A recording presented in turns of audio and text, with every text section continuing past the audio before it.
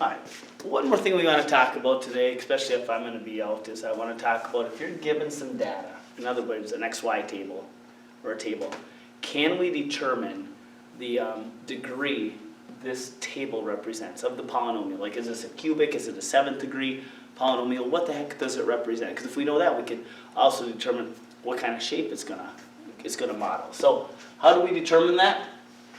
Pretty simple, subtraction. It's called common differences. So what we want to look at, like if our x column is in our pattern, 1, 2, 3, 4, we got our consecutive numbers kicking here. All we want to do is look at our y values. We're going to subtract them, okay? So if we're like, hey, -2 minus 7 is -9. 7 minus 22 is -15. 22 minus 43, going with -21, I hope. Okay.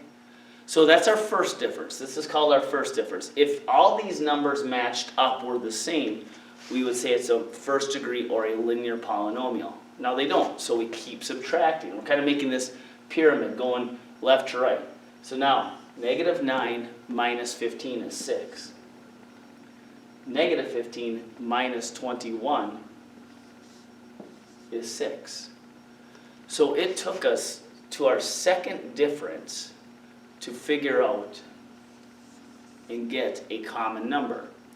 Once that occurs, and it took us 2 subtractions, or our second difference, we would know this is a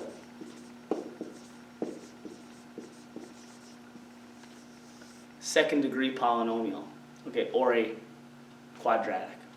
So, one more example, just if you didn't get this. If we look here, you'll notice we don't always have to start at 1, 2, we could just start, but our x values are going kind of in consecutive order, so we start to subtract.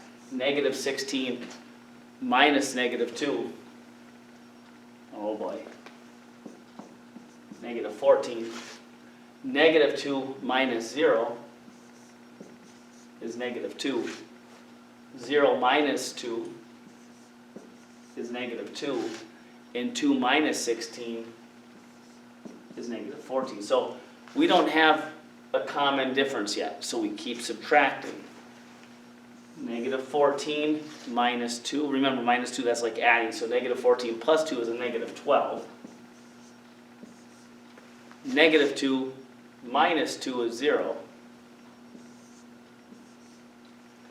And -2 minus a -14, that's like plus 14, is 12.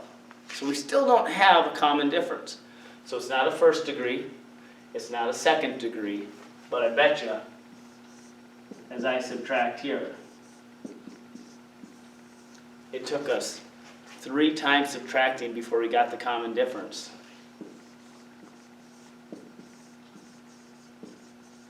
So we would call this a third degree or a cubic function. All right, hope that helps out. Use your calculator to help subtract. May the force be with you.